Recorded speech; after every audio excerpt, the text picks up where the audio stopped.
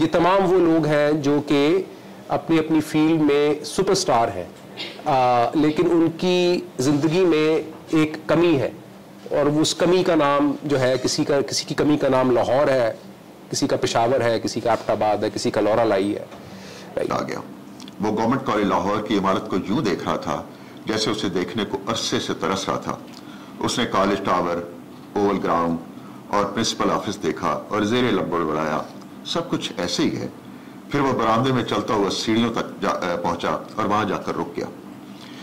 پیچھے مڑ کر ہمیں دیکھا اور کہا پلیز آپ یہیں رک جائیں، آگے میں اکیلا جانا چاہتا ہوں. اور وہ عید مبارک پھپھی جان، ہم نے بھی تو اپنی پھپھی جان کو بھائی کبھی عید مبارک نہیں کہی. تو وہ یہ تو بات، مطلب جب بھی میرا ان لوگوں سے ملنا ہوتا ہے میں کہتی ہوں یہ میں نے نہیں دیکھا ایسا کوئی، اور اسپیشلی لڑکے عید کے دن آ کے کسی پھپھی جان کو عید مبارک نہیں کہتے. تو لیکن بہرحال اب جیسے ہمارے پاس سے تہذیب کھو گئی، ان کے پاس سے بھی کھو گئی.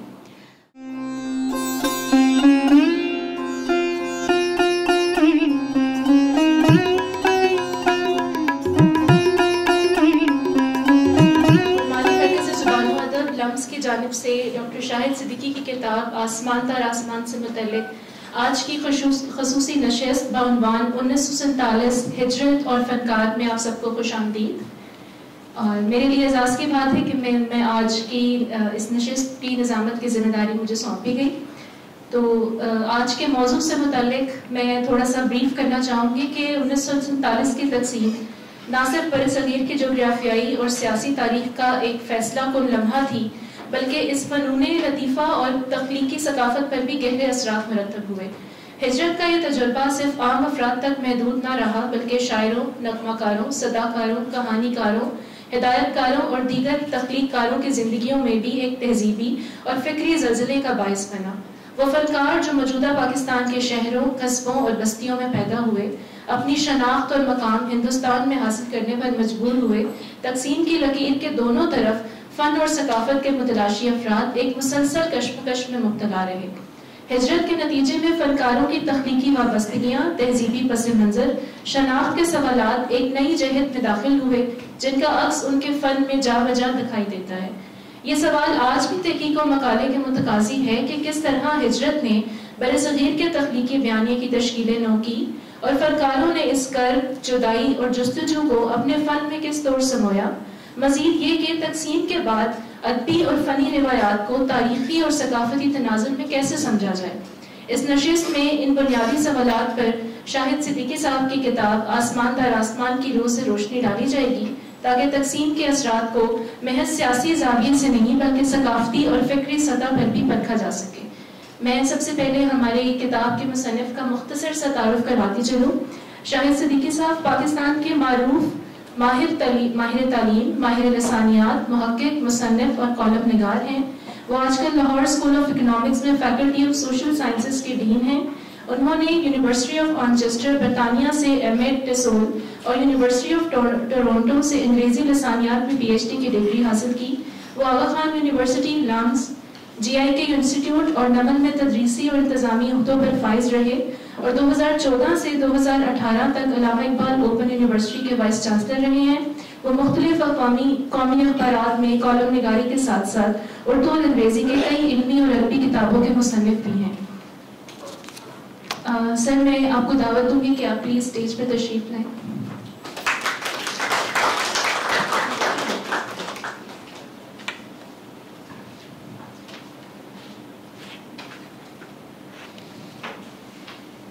اس کے ساتھ ساتھ آج کتاب پر گفتگو کے لیے ہمارے ساتھ مس آمنہ مفتی اور ڈاکٹر علی عثمان قاسمی ہوں گے.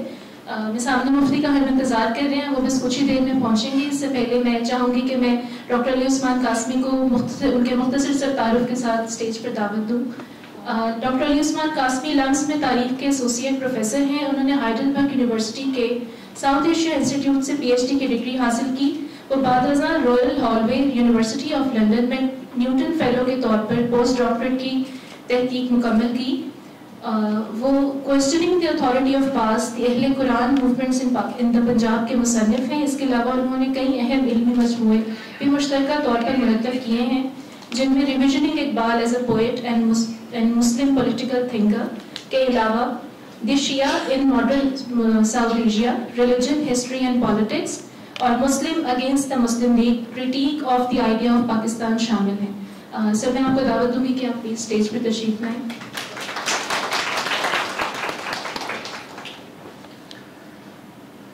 ہم اپنی آج کی نشست کا باقاعدہ آغاز ڈاکٹر علی عثمان قاسمی کی گفتگو سے کریں گے, تو میں اس سے چاہوں گی کہ آپ کتاب پر اور موضوع پر اپنا اظہار خیال کریں. یہ ٹھیک ہے نا, ادھر بس لگا دیجیے اس کو. ہاں باقی نہیں, میرا نہیں خیال آواز کا کوئی ایشو نہیں ہوگا. ہاں ٹھیک ہے. بہت بہت بہت شکریہ آپ تمام افراد جو یہاں اس وقت شریک ہیں. خصوصی شکریہ پروفیسر ڈاکٹر شاہد صدیقی کا جنہوں نے ہمیں اعزاز بخشا کہ ہم ان کی کتاب پر یہاں گفتگو کر سکیں. سچی بات یہ ہے کہ یہ میرا جو تحقیق کا جو موضوع ہے وہ اگرچہ اس سے براہ راست تو اس کا تعلق نہیں بنتا, لیکن جب پروفیسر صاحب نے کتاب بھجوائی اور انہوں نے جب کہا کہ آپ اس کو ایک نظر ضرور دیکھیے گا, اور جب میں نے اس کتاب کو پڑھنا شروع کیا تو آئی ریئلائز کہ ٹھیک ہے, مطلب کہ فلمیں ہم نے بھی بہت دیکھی ہیں اور گانے بہت سنے, لیکن لگتا ہے ڈاکٹر صاحب نے تو بہت ہی زیادہ گہرائی سے ان چیزوں کا مطالعہ کیا. تو کتاب پڑھ کر پھر مجھے اندازہ ہوا کہ انہوں نے کیوں یہ مجھ سے کہا کہ یہ کتاب میرے موضوع کے سے متعلق ہے اور مجھے اس پر کچھ نہ کچھ اظہار خیال کرنا چاہیے. اور ایک کم ایسی کتابیں ہوتی ہیں جن کو آپ کہتے ہیں نا کہ جن کو آپ ایک دفعہ پڑھنا شروع کریں تو آپ ان کو ختم کیے بغیر رہ نہیں سکتے. یہ ایک ایسی کتاب ہے. اچھا, سب سے پہلے تو میں یہ عرض کروں کہ بہت سارے ایسے لوگ جن کا انہوں نے اس کتاب میں ذکر کیا ہے جو بالی ووڈ میں اور انڈین لٹریری سین میں جو بہت بڑے بڑے نام تھے, اور یقین مانیے مجھے بہت سارے لوگوں کا نہیں علم تھا کہ وہ ان کی جو پیدائش تھی یا ان کا جو بچپن گزرا تھا یا ان کی جو فیملی تھی وہ اس کا تعلق پریزنٹ ڈے پاکستان سے بنتا ہے. جیسے فار انسٹنس مجھے ونود کھنہ کا بالکل بھی اندازہ نہیں تھا کہ ونود کھنہ کا تعلق بھی یہاں سے ہے. اچھا, کچھ لوگ ایسے ہیں جن کے بارے میں سوچ رہا تھا, بلکہ میرا تھا ارادہ کہ میں پروفیسر صاحب سے پوچھوں گا ابھی کہ ان کا ذکر انہوں نے کیوں نہیں کیا. جیسے B R Chopra. B R Chopra مطلب ان کی پیدائش چاہے یہاں کی نہیں تھی, لیکن بی آر چوپڑا کا اور جو ان کے بھائی تھے یش چوپڑا, ان کا ایک خاص طور پر بی آر چوپڑا کا تعلق تو بہت زیادہ رہا لاہور سے. اور یہ واقعہ مجھے بتایا ہمارے جو مشترکہ دوست ہیں محمود الحسن, انہوں نے کہ ایک دفعہ امجد اسلام امجد وہ ہندوستان میں تھے اور وہاں پر بی آر چوپڑا سے ان کی ملاقات ہوئی اور انہوں نے کہا کہ وہ Fleming road, I think Fleming road پہ رہا کرتے تھے, اور فلیمنگ روڈ کے حوالے سے ان کی بڑی یادیں تھیں. اور جب ان کو امجد صاحب نے بتایا کہ میں خود فلیمنگ روڈ پر رہتا ہوں, تو وہ پھر ان اے وے ایک ایموشنل بریک ڈاؤن جیسے ہوتا ہے انسان کا کہ اتنا بڑا وہ انڈسٹری کا ایک ستارہ تھے, اور وہ پھر گھنٹوں امجد اسلام امجد سے وہ فلیمنگ روڈ کے حوالے سے ہی وہ گفتگو کرتے رہے. اچھا, اسی طرح ایک اور آئی تھنک بہت اہم کردار وہ, بلکہ اس میں اور بھی ابھی چونکہ وقت ہمارے پاس ہے تو ایڈ کرتا جاؤں کہ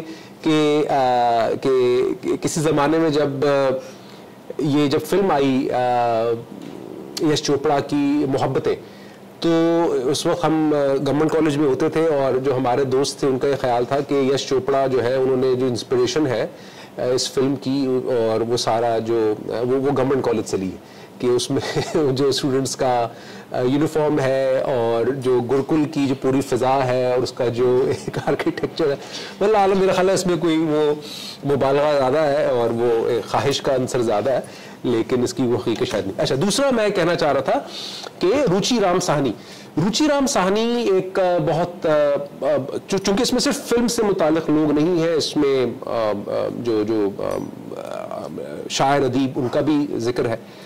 تو روچی رام ساہنی جو تھے وہ گورنمنٹ کالج میں کیمسٹری کے غالباً استاد تھے. 1920 تک وہ انہوں نے گورنمنٹ کالج میں پڑھایا, اور اس کے علاوہ وہ انڈین نیشنلسٹ جو موومنٹ تھی اس کا بھی ایک بہت اہم حصہ تھے.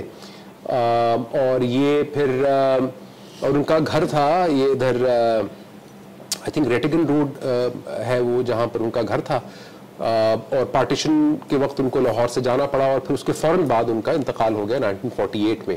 اور ان کی لیکن انہوں نے اپنے مرنے سے پہلے ایک اپنی آٹو بایوگرافی کا ایک مسودہ لکھا ہوا تھا، جو اس کے پھر تقریباً کوئی 50 سال کے بعد ان کی پوتی نے اس کو ڈسکور کیا، ری ڈسکور کیا، اور اس کو انہوں نے پرنٹ کیا، اور اس میں انہوں نے جو لاہور کے حوالے سے جو اپنی یادیں ہیں اور اپنی جو تحقیق ہے وہ اس میں شیئر کی. اچھا، یہ تو ایک عمومی قسم کی وہ ایک چند باتیں میں نے کی، باقی بھی کوئی میں نے کوئی ایسی لکھی ہوئی چیز نہیں ہے میرے پاس. اس کتاب کو سمجھانے کے لیے یا جس طرح میں نے اس کتاب کو پڑھا ہے یا جو میرا انٹرسٹ ہے، جو میرا زاویہ، میں صرف آپ سے وہ شیئر کرنا چاہتا ہوں.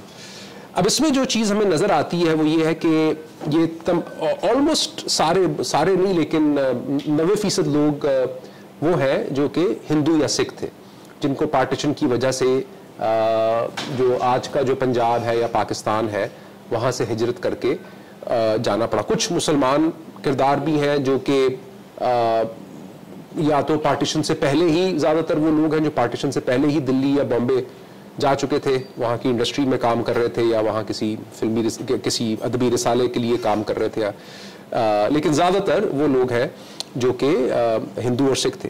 اچھا، یہ اب اور ان میں بعض جو نام ہے وہ انسان کو وہ حیرت ہوتی ہے، یا اس کو سمجھنے، آئی تھنک اس کو سمجھنا ضروری ہے کہ اتنی بڑی تعداد میں ہندو اور سکھ جو ہے وہ ان کا پنجاب کی یا خیبر پختونخوا کی جو اس وقت صوبہ سرحد کہلاتا تھا، وہاں کی سماجی زندگی میں یا معاشی زندگی میں کیا کردار تھا.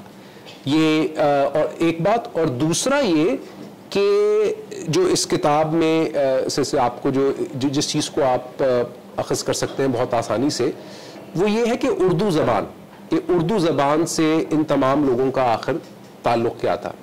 اچھا، یہ بھی اس کو سمجھنا بھی، یہ بھی پری پارٹیشن برٹش پنجاب یا برٹش NWFP کو پڑھ کر ہی آپ جان سکتے ہیں، اور اس کی بنیاد پر پھر آپ کو یہ پتہ چلے گا کہ جو بالی ووڈ ہے، بالی ووڈ میں اردو زبان کی کتنی زیادہ اہمیت ہے کہ مطلب اب تو خیر کچھ عرصے سے ایک فورسڈ قسم کی ہندیائزیشن کا عمل ہم دیکھتے ہیں بالی ووڈ میں. اس کی اگر میں آپ کو ایک چھوٹی سی مثال دوں کہ اچھا بھلا ایک لفظ ہے بدماش، جو اردو میں اتنا اچھا لفظ ہے بدماش، تو لیکن یہ ہے کہ جب یش چوپڑا نے سبھاش گھئی نے فلم بنائی تو اس نے کھلنائک، تو بھئی کھلنائک آپ کو کرنے کی کیا ضرورت ہے، میں نائک نہیں کھلنائک ہوں میں. تو یہ ایک ایگزامپل ہے جیسے کہ کس طرح 80s آنورڈز 90s آنورڈز ایک، لیکن جو اس پوری فلم انڈسٹری کا جو مزاج تھا وہ خالصتاً اردو تھا، اور وہ خالصتاً اردو ہونے میں اس میں جو حصہ ڈالا ہے وہ مسلمانوں سے زیادہ ہندوؤں نے ڈالا ہے، اور وہ ان تمام ہندوؤں نے ڈالا ہے جو پنجاب سے، مغربی پنجاب سے یا صوبہ سرحد سے ہجرت کر کے ہندوستان گئے. اس میں ایک جیسے ایک یا خیر یہ بھی ہو جاتا ہے کہ مذہب کی کیا کیٹیگری ہے، جیسے گلزار، مجھے نہیں پتا گلزار صاحب کا کیا مذہب ہے، سچی جو بات، گلزار صاحب ہو گئے، آنند بخشی ہو گئے، ان سب کا ذکر اس کتاب میں ہے.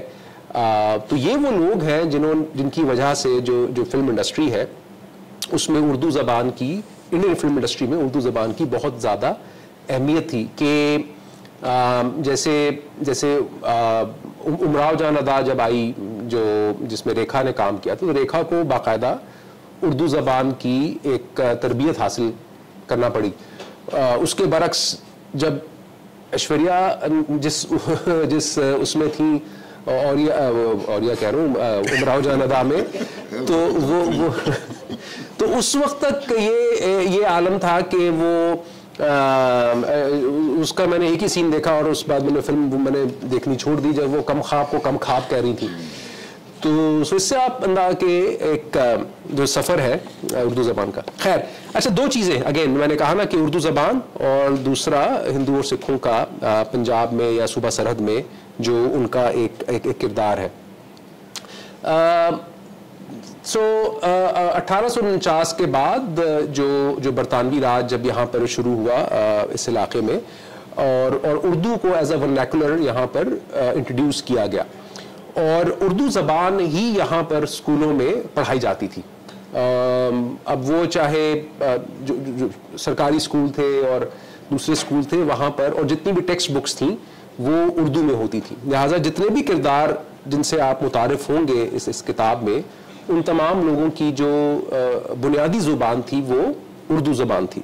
اچھا، یہ میں ہمیشہ اپنے اسٹوڈنٹس کو ضرور یہ قصہ سناتا ہوں کہ منموہن سنگھ جو کہ ہندوستان کے وزیر اعظم تھے، منموہن سنگھ کی سکولنگ چونکہ مغربی پنجاب کی تھی، ان کے گاؤں کا نام میں بھول گیا، پوٹھوہار میں وہ ہے، جہلم کے پاس. تو منموہن سنگھ ہندی نہیں پڑھ سکتے تھے، وہ دیوناگری اسکرپٹ نہیں پڑھ سکتے تھے. تو وہ جب قوم سے خطاب بھی کرتے تھے تو جو ٹیلی پرومپٹر ہوتا تھا اس پر پرشین اسکرپٹ میں ان کی ہندیائزڈ اسپیچ ہوتی تھی جس کو وہ پڑھتے تھے. Right, so that tells you, gives you an idea. اچھا، اب اگر میں اس کی مثال آپ کو دوں کہ کیسی خالص شدھ اردو ہے جو یہ تمام لوگ، اب جیسے پرتھوی راج ہیں، تو پرتھوی راج جو کہ کپور خاندان کے ہیں، آپ کو پتا ہوگا وہ ان کے وہ کرینہ کپور کے کیا لگے؟ وہ تو بہت ان کے بیٹے تھے، راج کپور، اور راج کپور سے آگے اور کرینہ، ویسے ریفرنس آپ نے ٹھیک لیا. تو وہ اب انہوں نے وہ پشاور کے بارے، اچھا مجھے نہیں پتا کہ وہ شعر بھی کہتے تھے، آپ نے ان کا شعر جو کہ وہ پشاور کو جب یاد کرتے ہیں تو وہ کہ تڑپ رہا ہوں میں مانندے طائرے بے پر، چمن سے دور ہوں بیگانہ بہار ہوں میں. یہ ان میں 90% لوگوں کو یہاں بھی سمجھ میں نہیں آیا. رائٹ، تو یہ وہ اردو ہے جو وہ لکھ رہے ہیں. اور وہ سو اسی طرح جو ہے یہ، اور یہ اس میں جو سب سے خوبصورت جو آئی تھنک اس کتاب کی جو بات ہے among other things، ایک تو کہ انسان حیران رہ جاتا ہے کہ یہ کتنی ویل ریسرچڈ کتاب ہے، کہ اس میں آلموسٹ کتنے لوگوں کا سر وہ ہوگا خاکہ 46، اور وہ مختلف ان کی فیلڈز ہیں، ان کے بارے میں معلومات اکٹھا کرنا اور وہ سب، اور ان کی پھر ان کی اگر کوئی پبلش چیزیں ہیں یا ان کی فلمیں ہیں تو ان میں سے چیزیں اکٹھا کر.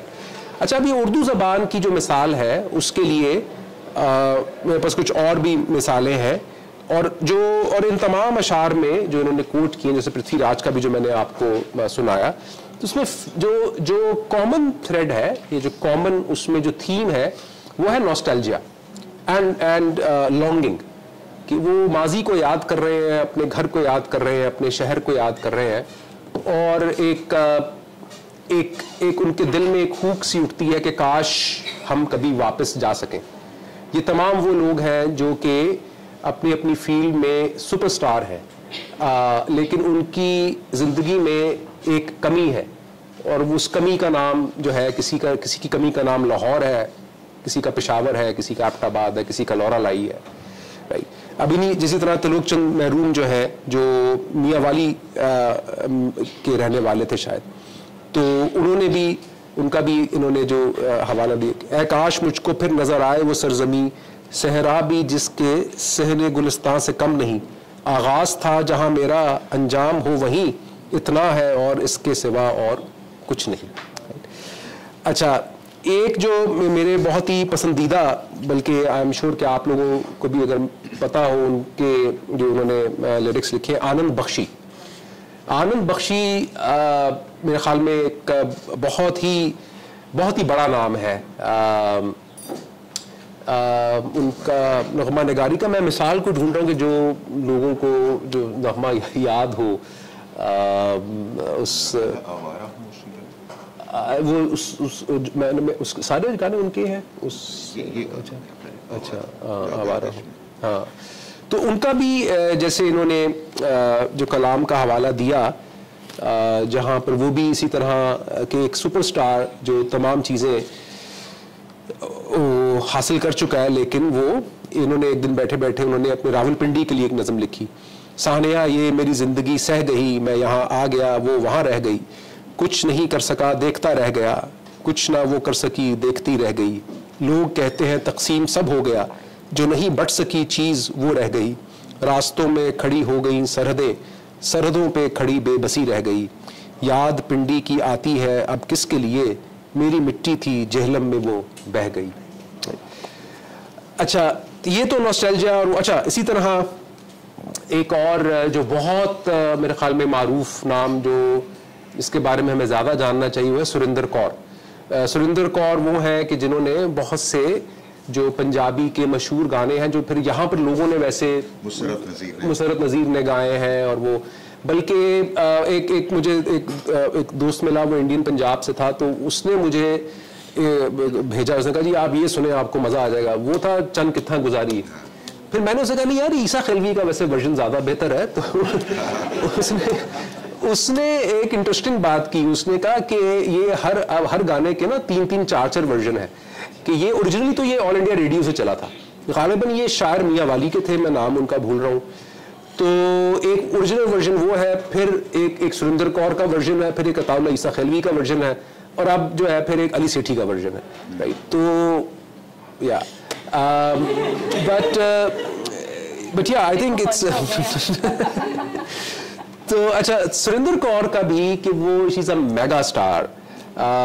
जो लोग Indian Punjabi music, Punjabi folk music को फॉलो करते हैं, वो इसको अच्छी तरह समझ सकते हैं। और वो उनका भी एंड आई डिडंट नो कि वो उनको लाहौर दोबारा आना नसीब हुआ था कि 97-98 में कहीं वो यहाँ पर आई, और उसका आपने एक अहवाल भी लिखा है। बल्कि मैं जब किताब को पढ़कर फिर मैंने क्योंकि इसमें उन्होंने पूरा एक वाक़ा लिखा है, किस तरह उन्होंने उस सुरिंदर कौर की नवासी को ट्रेस किया और उससे गुफ्तगू की, और तो फिर मैंने भी थोड़ा सर्च किया, तो फिर वो पता चला कि उन्होंने भी आकर फिर लाहौर में विजिट किया। एनीवेज, तो ये एक पैराग्राफ है। सो आई थिंक इट कि किताब जो है, there is a reason why it's so captivating, क्योंकि ये कहानियाँ बहुत दिलचस्प है, लेकिन उस दिलचस्प कहानी को सुनाने वाला एक बहुत कोहना मश्क अदीब भी है। इसलिए आई थिंक ये किताब जो है वो इतना वो उस जज्बे, उस पैथोस को वो कैप्चर कर पा रहे हैं। ये एक इतना मुश्किल काम है कि एक इंसानी अलमिया के एक्सपीरियंस को कैप्चर करना, जो अलमिया आपका खुद का नहीं है, आप किसी का पर बीता हुआ जो अलमिया है वो बयान कर रहे हैं, उसको इमेजिन करना, उसको शेयर करना और उसको फिर लिखना, वो भी इस अंदाज में लिखना कि बहरहाल आप सिर्फ कस्टोडियन हैं उस कहानी के, उस याद के, और आप उस अमानत को दूसरे तक पहुंचा रहे हैं। ये बहुत मुश्किल काम होता है। तो जैसे मैंने ये पढ़ा इनका कि जब सुरिंदर कौर आई अपने घर को देखने के लिए लाहौर में, कि जूं उसका घर करीब आ रहा था, सुरिंदर के दिल की धड़कन तेज हो रही थी। फिर वो गली आ गई जहां वो अपनी सहेलियों के साथ खेला करती थी, और अब वो उस घर के सामने खड़ी थी जो उसे ख्वाबों में अपने पास बुलाया करता था, उसका अपना घर जहां उसका बचपन गुजरा था। उसने नजरें उठाकर ऊपर देखा, मकान की पेशानी पर लिखा था माया भवन। उसका दिल जैसे धड़कना भूल गया था। माया उसकी माँ का नाम था। सुरिंदर के बाप ने कितने प्यार से मकान की पेशानी पर अपनी बीवी माया का नाम लिखवाया था। माँ को याद करके सुरिंदर की आंखें छलक उठी। उसने सोचा वक्त भी कैसे दबे पांव गुजर जाता है और अपने पीछे बीते दिनों की सुलगती राख छोड़ जाता है। ये मुझे इसलिए भी हॉन्ट किया इस एक पैराग्राफ ने कि मैंने दोबारा जब वो देखा कि उनकी बेटी जो है वो अभी पिछले दिनों लाहौर आई थी और उन्होंने उस मकान को देखा, तो उन्होंने भी एग्जैक्ट इसी तरह की बात की। उन्होंने कहा कि मुझे लगा मुझे मेरी माँ मिल गई है दोबारा, क्योंकि तो ये एक इसने इस तहरीर ने भी और इस पूरे एक्सपीरियंस ने भी जाहिर है फिर एक बहुत मुझ पर एक असर छोड़ा। अच्छा, दूसरा ये कि जो मैं बात कर रहा था अगेन कि ये इन तमाम लोगों की जो रूटेडनेस थी वो जिस इलाके में और इनकी जो प्रेजेंस, सो वो उसको समझने के लिए, और इनमें से बहुत सारे लोग जो हैं कि आई थिंक अगर आप کہ ہمیں یہ سمجھنا چاہیے کہ what was the life of a Punjabi Hindu let's say اور پشتون ہندو جو یہاں پر رہتا تھا. تو اس کے لیے پرکاش ٹنڈن ایک صاحب ہے, ان کی کتاب ہے دا پنجابی سینچری کے نام سے, وہ اگر آپ پڑھیے وہ آٹو بایوگرافیکل اکاؤنٹ ہے 3 جنریشنز آف پنجابیز کا. لیٹ 19th سینچری سے وہ شروع ہوتا ہے اور جس میں وہ اپنے دادا, پھر اپنے والد اور پھر اپنا خود کا وہ. سو یہ جو سارے کیریکٹرز ہیں, ان میں سے بہت سارے characters I could clearly see they are from the same kind of shaped by the same kind of experience. کہ جہاں پر کہ انگریز آ گیا ہے, انگریزوں کا ویسٹرن ایجوکیشن کا سسٹم بھی آ گیا ہے جس میں یہ لوگ کوئی انجینئر بن رہا ہے, کوئی ٹیکنیشین بن رہا ہے, کوئی ریلوے میں جوائن کر رہا ہے, کوئی نہری نظام کو جوائن کر رہا ہے, اور اس طرح سے کوئی ان میں سے کوہاٹ میں ہے, کوئی لورا لائی میں ہے, کوئی چکوال میں ہے, کوئی وہاں کے ظاہر ہے کہ اوریجنل بھی باسی ہیں لوگ, لیکن روزگار کے سلسلے میں یا کسی اس کے سلسلے میں. اور یہ ان کا تعلق پھر اس زمانے کی ایک معاشرتی جو زندگی ہے اس میں مختلف آرگنائزیشنز کا کردار ہے. جیسے آریہ سماج کا کردار بہت اہم ہے, سنگھ سبھا کا کردار بہت اہم ہے. تو یہ اچھا, آخری بات یہ کہ اور وہ ہے وائلنس, پارٹیشن وائلنس. تو ایک تو مجھے اس بات پر ہمیشہ حیرت رہی ہے کہ جن لوگوں نے وائلنس ایکسپیرینس کیا ان کے دل میں میں تو کم لوگوں کو ایسے جانتا ہوں جن کے دل میں میل ہو یا جن کے دل میں کوئی ایک سختی یا خلش رہ گئی ہو. ہاں, ان کی آگے اولادیں وہ چاہے ضرور کسی انتہا پسند تنظیم کے لیے ووٹ کرتی ہیں یا ان کو سپورٹ کرتی ہیں, لیکن جتنے بھی کیریکٹرز جن کا انہوں نے یہاں پر وہ نقشہ کھینچا ہے ان تمام کے دلوں میں تو اس خطے کے لیے یا اس جگہ کے لیے محبت ہی ہے. اور اس کی میں اگر آپ کو ایک مثال دوں تو تلوک چند محروم کے ہی بیٹے جگن ناتھ آزاد, ان کا بھی ڈاکٹر صاحب نے حوالہ دیا ہے کہ جگن ناتھ آزاد نے نظمیں لکھی ہیں مسلمانوں کی حمایت میں. وہ ہندوستان میں رہے اور وہ بلکہ ہندوستان کے مسلمانوں کو حوصلہ دے رہے ہیں کہ اس دور میں تو کیوں ہے پریشاں و ہراساں, کیا بات ہے کیوں ہے متزلزل تیرا ایمان, دانش قدائے دہر کی اے شمع فروزاں, اے مطلع تہذیب کے خورشید درخشاں, اس طرح کر کے. اور اسی طرح انہوں نے جب بابری مسجد کو گرایا گیا تو اس پر بھی انہوں نے وہ نظم لکھی, یہ تو نے ہند کی حرمت کے آئینے کو توڑا ہے, خبر بھی ہے تجھے مسجد کا گنبد توڑنے والے, ہمارے دل کو توڑا ہے عمارت کو نہیں توڑا. سو یہ وہ لوگ ہیں جن کو یہاں سے جبرن نکالا گیا اور ان کے دل میں لیکن پھر بھی اس جگہ کے لیے بہت محبت ہے. اور اس میں جو ایک حوالہ ہے اگین اس کا بھی انہوں نے ذکر, وہ ہے بھیشم ثانی. بھیشم ثانی جو تھے وہ ان کے بھائی ایکٹر جو تھے بلراج ثانی کے, بلراج ثانی کا انتقال ذرا جلدی ہو گیا. بھیشم ثانی جو تھے وہ ایک رائٹر بھی تھے اور ان کا ایک ناول ہے جس پر فلم ڈرامہ بنا ہے دوردرشن کا, تمس. وہ تمس جو ڈرامہ ہے وہ اویلیبل ہے, it's a painful watch but you must watch that drama جو دوردرشن پہ چلا. اور اس میں جو ہے انہوں نے بھیشم ثانی نے جو ذکر کیا ہے, بنیاد بنایا ہے جس واقعے کو, وہ راولپنڈی ڈویژن میں جب فسادات شروع ہوئے مارچ 1947 میں. اس جگہ کا نام غالباً تھوا خالصہ ہے یا کیا ہے اس گاؤں کا جہاں سے فسادات شروع ہوئے تھے. اور وہ تمام واقعات سچے واقعات ہیں کہ جس اسکیل کا وہ وائلنس ہے اور وہ, لیکن اس سب کے باوجود جو ڈسپائٹ دا فیکٹ کہ وہ ڈرامہ دوردرشن پر چلا, لیکن جو بھیشم ثانی کی جو ٹریٹمنٹ ہے اس کی وہ بہت ہی کرٹیکل ہے, وہ بہت ہی ایک آبجیکٹو ہے. وہ ان کا مقصد جو ہے اس میں مسلمان کو ظالم دکھانا یا سکھ کو مظلوم دکھانا نہیں ہے, وہ ایک جو ایبسرڈیٹی آف دیٹ وائلنس ہے اور how that violence in a way in fact make people communal or make them like into religious beings. وہ اس میں بہت سٹل انداز میں وہ انہوں نے وہ دکھایا ہے. اچھا, بس میں اب اپنی گفتگو ختم میں کروں گا کیونکہ میرا جو پسندیدہ اس میں جو تھا وہ راجہ مہدی علی خان کا وہ تھا خاکہ. کیونکہ راجہ مہدی علی خان جو ایک تو میں ویسے چونک گیا کہ راجہ مہدی علی خان جو ہے وہ کیا وہ ہندوستان ہجرت کر کے گئے تھے, کیونکہ ان کی تو پیدائش وزیر آباد کی تھی, اور وہ اگر آپ نے کبھی نام سنا ہو مولانا ظفر علی خان کا جو بہت بڑے ایک صحافت کے تھے, وہ زمیندار اخبار نکالتے تھے, تو وہ خیر انہوں نے بتایا کہ کس طرح وہ جاب کے سلسلے میں وہ آلریڈی وہاں پر تھے, اور جو ان کا واقعہ ہے کہ جس کی وجہ سے وہ اپنی صحافت کنٹینیو نہیں کر سکے, وہ بھی بہت دلچسپ ہے کہ انہوں نے ایک دفعہ اخبار میں خبر انہوں نے چھاپی راجہ مہدی علی خان نے, اس پہ کسی کی وفات پر لکھ دیا فوتیدگی کی اطلاع, جس پر مولانا ظفر علی خان کو شدید غصہ آیا اور انہوں نے ایسی اردو کی کوئی گنجائش نہیں ہے بہرحال.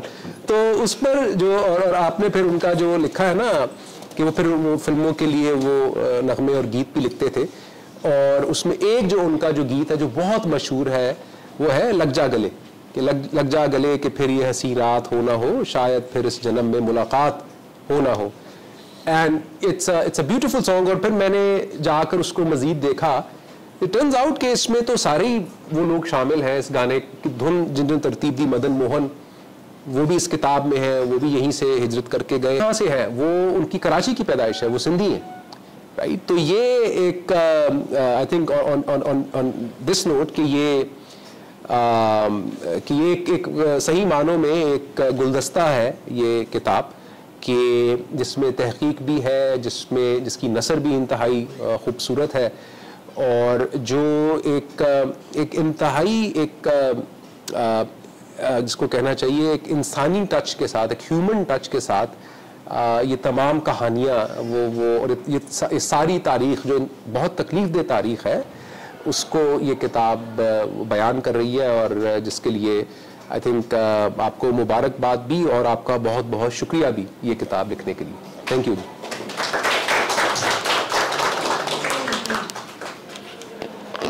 جی بہت شکریہ ڈاکٹر قاسمی. اس کے بعد ہم اپنے اگلے پینلسٹ کی جانب بڑھتے ہیں. میں ڈاکٹر شاہد صدیقی جو صاحب کتاب ہیں ان سے گزارش کروں گی کہ وہ کتاب پر اپنا اظہار خیال کریں. کیسے لگانا ہے؟ بس اس کو لگا دیں. ہاں بہت شکریہ. سب سے پہلے تو میں آپ سے شیئر کروں کہ یہ ایک بڑی عجیب سی فیلنگ ہے کہ بہت دیر کے بعد کوئی بندہ اپنے گھر واپس آئے.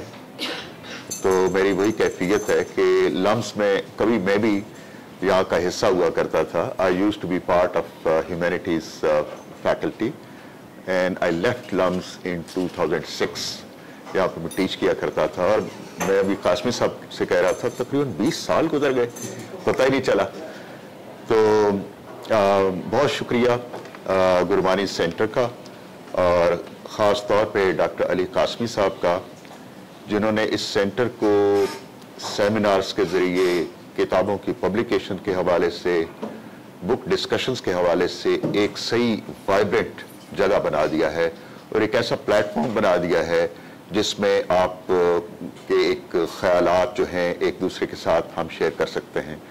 اور مجھے یہ بھی خوشی ہو رہی ہے کہ بہت سارے پرانے تو نہیں کہنا چاہیے, ینگ چہرے جو ہیں جنہیں میں جانتا ہوں. علی رضا صاحب یہاں بیٹھے ہیں, میرا خیال ہے کہیں دیکھا تھا جی. تو وہ ہیں ڈاکٹر طیبہ تمیم ہیں, ڈاکٹر حبیبہ ہیں, اور یہ لوگ ہیں جن سے بڑے عرصے کے بعد میں مل رہا ہوں. یہ کتاب جو ہے, میں تھوڑا سا اس کا بیک گراؤنڈ بتاؤں گا کہ یہ کیسے, اس کا آغاز کیسے ہوا. میرا اپنا سبجیکٹ جو ہے وہ انگلش لٹریچر ہے اور لنگوسٹکس ہے, تو یہ میرا سبجیکٹ بالکل نہیں ہے ہسٹری. تو میں جب گورڈن کالج میں پڑھتا تھا راول پنڈی میں, جس طرح یہاں جی سی کالج ہے, یونیورسٹی ہے ایک تاریخی, تو گورڈن کالج بھی بڑا ایک تاریخی 1893 میں وہ اسٹیبلش ہوا تھا, اور بڑے بڑے لوگ اس میں سے, وہ ہے اداکار شیام جو ہے وہ وہیں سے, برراج ثانی بھی وہاں گیا, اور اسی طرح بہت سارے اور رائٹرز بھی, یہ تلوک چند محروم, جگن ناتھ آزاد بھی. تو گورڈن کالج کے بیک پہ ایک روڈ ہے, وہ کالج روڈ کہلاتی ہے. تو اس سے ہم نکلتے تھے تو کالج روڈ پہ ہم چلتے جائیں तो आगे एक सड़क आती थी जिसे हम कहते थे परिंदों वाली सड़क, जिसके दोनों तरफ परिंदे रंग बिरंगे वो बेच रहे होते हैं पिंजरों में, और लोग अपने मिन्नतें आरज़ुएं पूरे करने के लिए वो परिंदे खरीदते हैं और आज़ाद कर देते हैं। उस रोड पे जब हम जाया करते थे तो हमें नज़र आता था कि एक घर है जो बड़ा ही खूबसूरत घर है, जिसकी बालकनीज पे ग्रीन कलर है और जिसका एक दरवाज़ा है, और उस दरवाजे पे वाइट कलर का लिखा हुआ है वेलकम।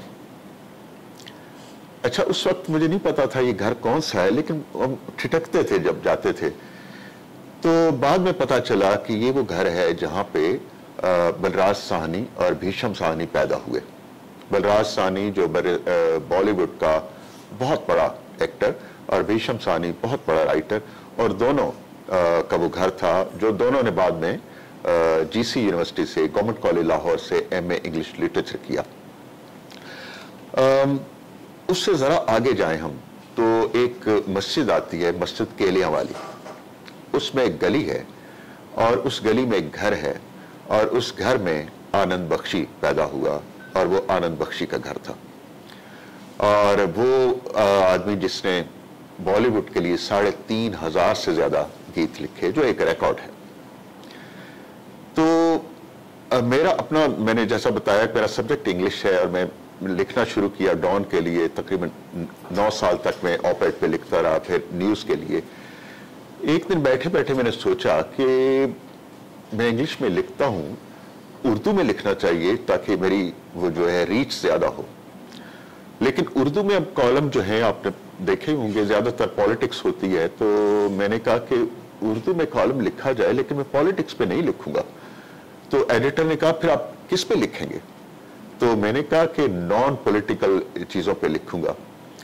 तो फिर मैंने शुरू किया कि वो चीज़ें क्या हैं। सबसे पहले मेरा कॉलम था वो अपनी माँ के हवाले से, शी डाइड इन 2007, तो वहाँ से मैंने शुरू किया। फिर मैंने अपने जो आई बिलोंग टू रावलपिंडी, वहाँ के बैंक रोड, वहाँ की कॉलेज रोड, वहाँ के इन चीज़ों के हवाले से, वहाँ की जो हवेलियाँ थी, वहाँ पे जो लोग थे, तो यहाँ से मैंने स्टार्ट लिया और बलराज साहनी के बारे में लिखा, और फिर ये आनंद बख्शी के बारे में लिखा। फिर शैलेंद्र जो अगेन बहुत बड़ा नगमा निगार था, वो भी रावलपिंडी से था।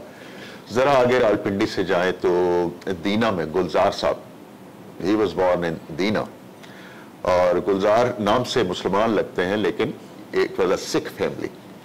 तो दीना से ज़रा आगे जाएं तो जेहलम है। जेहलम में सुनील दत्त का घर है, और सुनील दत्त जो है वो फादर है संजय दत्त का। फिर ज़रा आगे जाएं चकवाल तो मदन मोहन, जो गज़ल में उससे बेहतर कंपोज़र कोई नहीं था। तो फिर मैंने एक किताब लिखी जो पोठवार के हवाले से है, पोठवार खित्ता दिलरुबा। तो ये पहला एक संग मील था।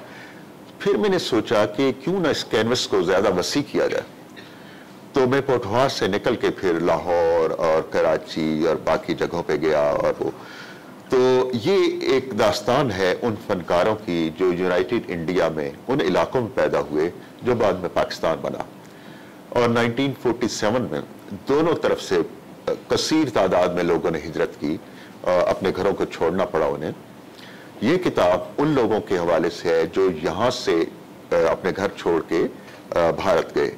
इसी वजह से यहाँ हिंदुओं और सिखों की तादाद ज़्यादा होगी। मेरी अगली किताब होगी कि वो लोग जो उधर से इधर आए, फनकार।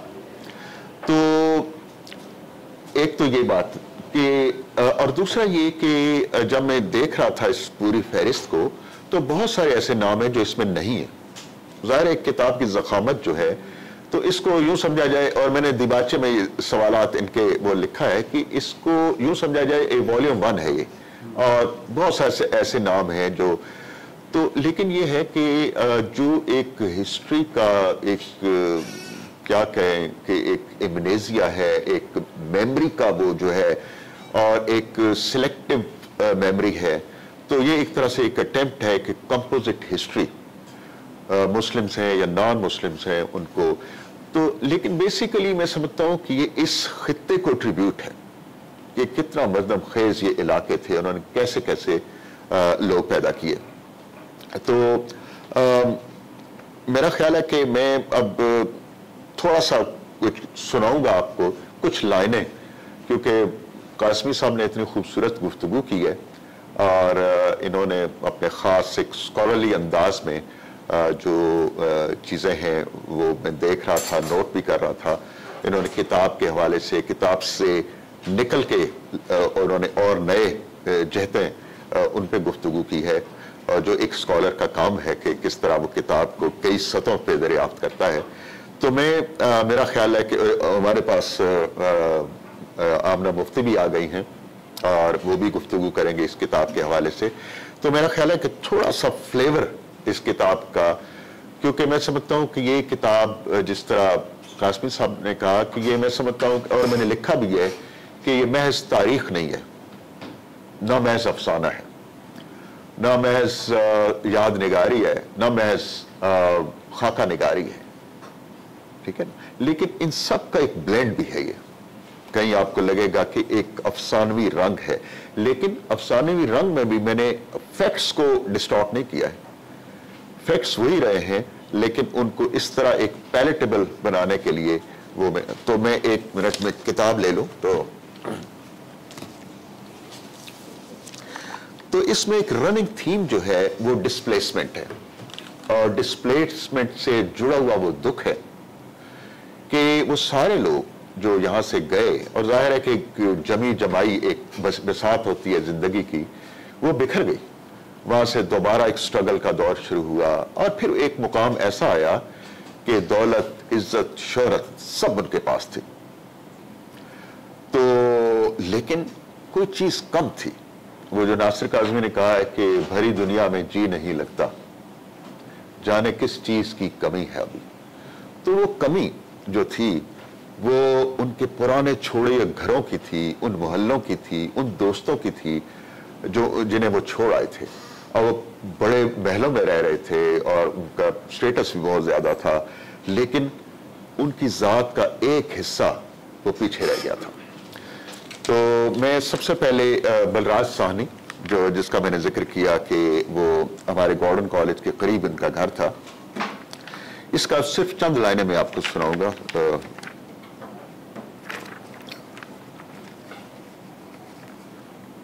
ये ज़हन में रखे, मैंने आपको बताया था कि ये घर बड़े खूबसूरत लकड़ी का काम और ग्रीन कलर का था, और दरवाजा भी ग्रीन कलर का, ऊपर से बेल आ रही, अब भी है, तो वेलकम लिखा होता था वाइट कलर का। तो बलराज साहनी को मौका मिला वो 1962 में पाकिस्तान आने का। गवर्नमेंट कॉलेज के प्रोफेसर नजीर अहमद थे प्रिंसिपल, उन्होंने इनवाइट किया था।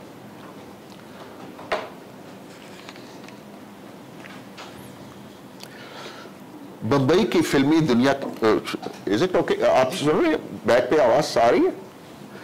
बंबई की फिल्मी दुनिया की चकाचौंध में भी बलराज को पोठवार की उजली सुबह, मेरा ख्याल में आई शुड गो देयर।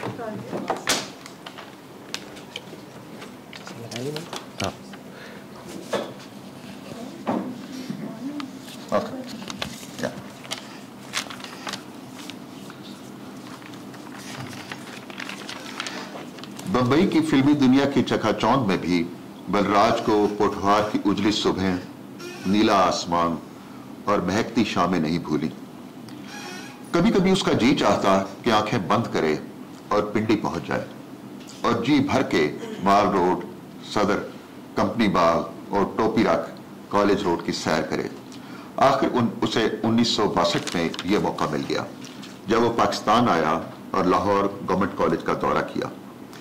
भेरा में अपने आबाई घर को देखा और फिर बस में अपने दिलबर शहर पिंडी की तरफ रवाना हुआ। तो जीटी रोड पर वही मानूस स्टेशन उसके रास्ते में आते गए। खारियां, जेहलम, सुहावा, गुजर खान, मंदरा, वो खिड़की के करीब वाली सीट पर बैठा था और पोठवार की सरजमीन के तेजी से गुजरते मनाजर उसका दामने दिल खींच रहे थे। रावलपिंडी पहुंचकर बलराज अपनी महबूब जगहों माल रोड, कंपनी बाग जो अब लियाकत बाग है, टोपी रख, कॉलेज रोड, गॉर्डन कॉलेज और फिर परिंदों वाली सड़क पर वाक़े उस घर को देखने गया जहां उसकी जिंदगी का तवील अरसा गुजरा था। अब वही चाचा करीम बख्श का तामीर करता घर उसके सामने था। ये वो जमाना था कि जब वो मुस्लिम है चाचा करीम बख्श जिसने घर बनाया तो वो चाचा कहते थे। अब वही चाचा करीम बख्श का तामीर करता घर उसके सामने था। मकान के मरकजी दरवाजे पर उसकी नजर पड़ी तो उसका दिल जैसे धड़कना भूल गया। मैंने आपको बताया था वेलकम लिखा हुआ था और ये बलराज साहनी ने खुद लिखा था। उनके घर मेहमानों ने आना था तो उसके लिए उसने वेलकम लिखा था। मकान के मरकजी दरवाजे पर उसकी नजर पड़ी तो उसका दिल जैसे धड़कना भूल गया। दरवाजे पर उसके हाथ का सफेद रंग में लिखा हुआ वेलकम अभी तक महफूज था। उसे देखकर बलराज की आंखें नम हो गईं। उसे यूं लगा जैसे वक्त उल्टे पांव वापस लौट आया है। यही मोहल्ला था, यही सड़क और यही घर। जब वो शहर दर शहर घूम कर वापस आता और तांगे से उतरकर इसी दरवाजे से अंदर दाखिल होता तो उसके वालिद उसको देखकर बेख्तियार पुकारते, ओए बलराज तू आ गया है। और आज बलराज मुद्दतों बाद उसी घर आया था, लेकिन कोई खामोशी सी खामोशी थी। बलराज ने आसमान की तरफ निगाह की जहां आसमान की बुलंदियों पर कुछ परिंदे परवाज करते हुए बादलों की ओट में जा रहे थे। उसने सोचा गुजरते हुए लम्हे भी उन खुशरंग परिंदों की तरह होते हैं जो परवाज करते करते आसमान की वसतों में खो जाते हैं और फिर कभी लौट कर वापस नहीं आते। So this was Balraj Sahni. अब मैं इसी तरह की 5-6 लाइनें सुनाऊंगा आपको दलीप कुमार। और दलीप कुमार आपको पता है कहां का था?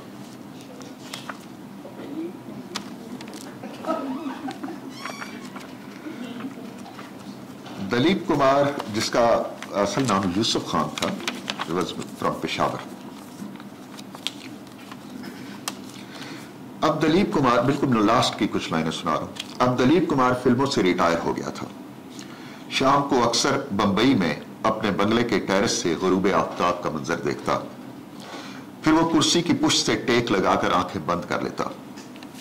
तब उसके अंदर के मंजर रोशन हो जाते। उसे पेशावर की गुलाबों वाली गली और वहां की ठंडी सुबह और सलोनी शामें याद आ जाती। उसे अपने बचपन के दिन याद आते जब पेशावर में अपने दोस्तों के साथ खेलते हुए मगरिब का वक्त होता तो उसे माँ की बात याद आ जाती, यूसुफ मगरिब बाद घर से बाहर नहीं रहना। और वो बेख्तियार अपने घर की तरफ भागने लगता। आज भी वो हमेशा की तरह बंबई में अपने घर के टेरेस पर बैठा था। उसकी आंखें बंद थीं और वो चश्मे तसव्वुर में अपने दिलबर शहर पेशावर की गलियों में अपने कमसिन दोस्तों के साथ खेल रहा था। अचानक टेरेस पर तेज हवा के शोर से उसके तसव्वुर का सिलसिला मुनक़ते हो गया। उसने अपनी आंखें खोलकर इधर उधर देखा। सूरज कब का गुरूब हो चुका था। टेरेस पर हर तरफ अंधेरा फैल चुका था और इस अंधेरे में उसके बचपन का घर न जाने कहां खो गया था। This was Dalip Kumar.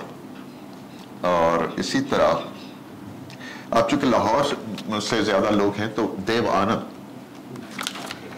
जो गवर्नमेंट कॉलेज लाहौर से पढ़ा और एक बड़ी जज्बाती वाबस्तगी थी उसकी, तो कुछ लाइनें मैंने उसकी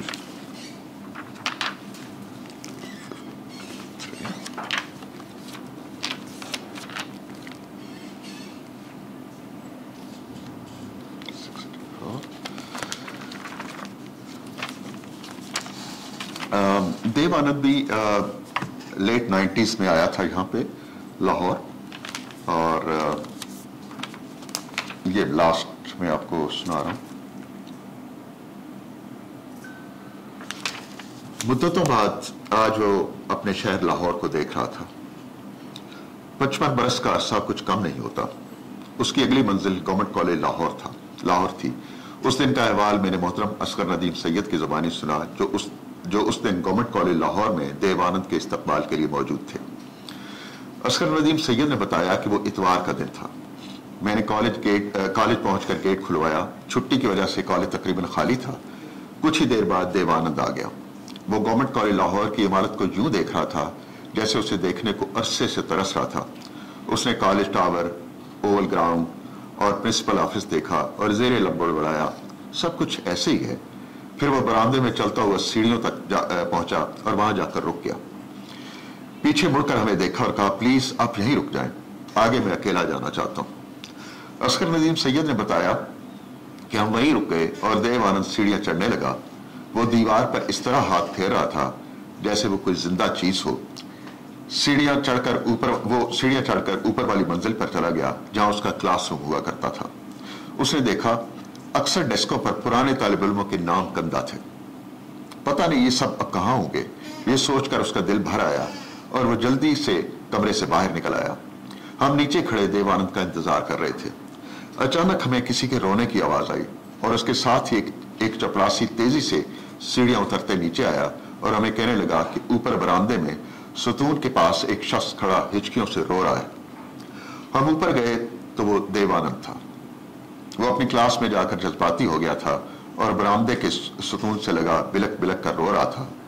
उसने हमें देखकर बस एक ही जुमला कहा, सब कुछ वैसा ही है, डेस्क भी वही, लेकिन इसके बाद उसकी आवाज गले में अटक गई और हमारे चारों तरफ एक बोझल खामोशी छा गई। ये देवानंद की कहानी है जो शकरगढ़ में पैदा हुआ, लाहौर में जवान हुआ, बंबई की फिल्मी दुनिया पर राज किया और जो आज अपने कॉलेज के सतून के साथ लिपट कर बच्चों की तरह बिलक बिलक कर रो रहा था। और वन फाइनल, कामनी कौशल का नाम आपने सुना होगा।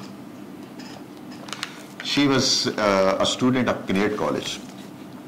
तो किनेट कॉलेज के यहाँ कुछ लोग बैठे हुए हैं मेरा ख्याल है, आई कैन सी दैम। तो उसकी खास बात जो है थी कि शी वॉज स्टडिंग, बीए कर रही थी जब उसे ऑफर हुई फिल्म की, और वो यहाँ से छुट्टी लेके गई और फिल्म करके वापस आ गई और देन वो उसी फिल्म से उसको बहुत सारे काम मिला। और तो बस this is the last coat. और ये वो जमाना था कि जब मॉल रोड पे लड़कियां साइकिल चलाया करती थी, वो खुद भी साइकिल पे जाती थी किनेट कॉलेज और वापस आती थी।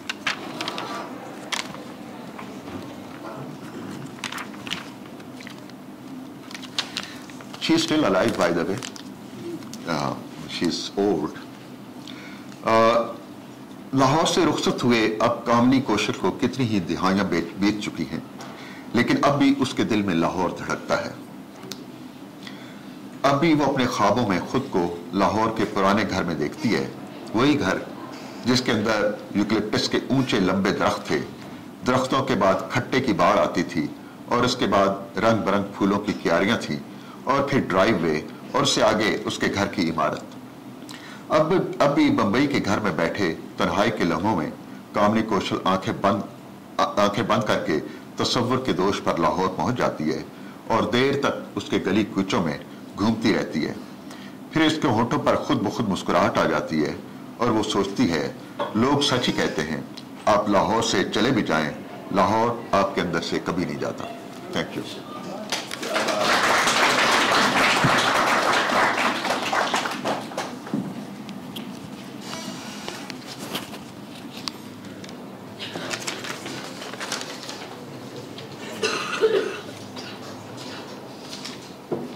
जी बहुत शुक्रिया डॉक्टर सिद्दीकी। इसके साथ ही हम बढ़ते हैं अपने आज की आखिरी मुकर्रर की जानिब। मैं मिस आमना मुफ्ती को बुलाने से पहले उनका मुख्तसर सा तारुफ करवाती चलूँ। मिस आमना मुफ्ती एक मारूफ पाकिस्तानी मुसन्निफ़ा, स्क्रीन राइटर और फिल्म प्रोफेशनल हैं। 2021 में उन्होंने एमफिल फिल्म और टीवी प्रोफेशनल ट्रैक मुकम्मल किया। उनकी तसानीफ में जुर्रत रिंदाना, आखिरी ज़माना और पानी बन रहा है शामिल हैं। आमना मुफ्ती ने मुख्तलिफ टीवी ड्रामा और फिल्मों के लिए स्क्रीन प्ले लिखे और कई अवार्ड्स जीते हैं, जिनमें पेन अवार्ड और लक्स बेहतरीन स्क्रीन राइटर अवार्ड शामिल हैं। वो BBC वेबसाइट पर 2016 से कॉलम भी लिख रही हैं। इस मुख्तसर से तारुफ के साथ मैं चाहूँगी कि मिस आमना मुफ्ती आप किताब पर अपना इज़हार ख्याल करें। आपके पास आपको देखें ज़ाहिर साहब तक नहीं पहुँचेगी, बाकी वो आप देखना।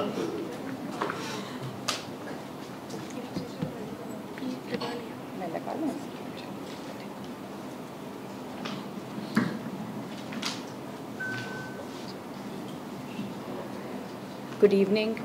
मेरी आवाज़ वैसे इसके बगैर भी आ रही थी, लेकिन चलिए लगा के आएगी। चलिए, शाहिद सिद्दीकी साहब ने हमें हमेशा मखमसे में डाला है, हमेशा परेशान किया है اور دیگر پریشانیوں کے ساتھ ساتھ ایک پریشانی یہ ہے کہ بہت خوبصورت لکھتے ہیں اور کچھ عرصے بعد ان کی ایک کتاب ہمارے سامنے آ جاتی ہے، اور جب ایک کنٹمپرری لکھ رہا ہو اور اسی زبان میں لکھ رہا ہو جس میں آپ لکھ رہے ہیں تو آپ کو وہ دوست کے طور پہ تو اچھا لگتا ہے، مگر پھر غصہ بہت آتا ہے۔ ابھی ہم سوچ رہے ہیں کہ ہم نے لکھنا ہے اور وہ لکھ بھی گئے، اور اچھا پھر ایک نالج گیپ بیچ میں کہیں چھوڑ دیں، ہم بھی کچھ لکھ لیں، نہیں وہ سارا کچھ ہی انہوں نے لکھنا ہے۔ ابھی انہوں نے اپنی ٹریلوگی کا اعلان بھی کر دیا کہ وہ آگے بھی 3rd اس کا پارٹ بھی لکھیں گے، تو شاید صاحب ہم کیا لکھیں گے۔ تو بہرحال کتاب بہت خوبصورت، صرف طباعت کے لحاظ سے نہیں، الفاظ اور انداز کے لحاظ سے، جیسے کہ شاہد صاحب نے ابھی بتایا کہ یہ انگریزی انہوں نے پڑھی، تو جب آپ کسی زبان کا ادب پڑھتے ہیں کسی نہ کسی صورت آپ اس ادب سے کچھ اس طرح متاثر ہوتے ہیں کہ آپ کا جو انداز تحریر ہے وہ اس طرح کا ہو جاتا ہے۔